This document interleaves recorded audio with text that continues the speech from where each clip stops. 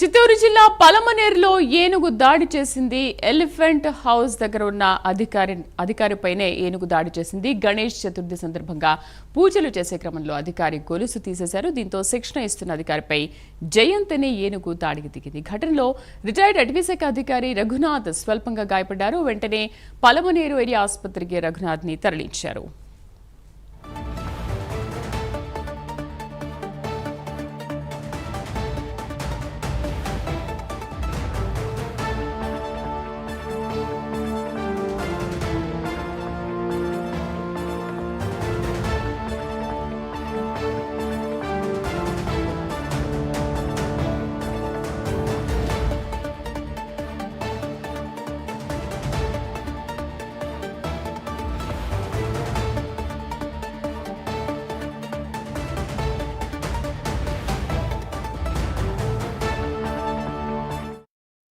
చిత్తూరు జిల్లా పలమనేరులో ఏనుగు హల్చల్ చేసింది. పూర్తి సమాచారం కరెస్పాండెంట్ రవివర్మ అందిస్తారు. రవివర్మ, అసలు ఏనుగు ఎందుకు దాడి చేసింది? ప్రస్తుతం రిటైర్డ్ అటవీశాఖ అధికారి పరిస్థితి ఎలా ఉంది?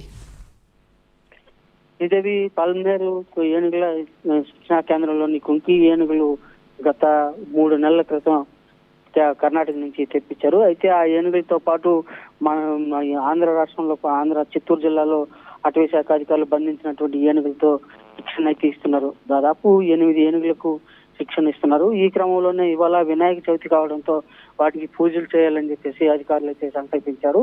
ఈ క్రమంలోనే దాదాపు జయంత్ అనే ఏనుగుకి గొలుసులు విప్పేసి వాటికి బొట్టు పెట్టే క్రమంలో ఏనుగు ఒక్కసారిగా పరుగులు తీసింది.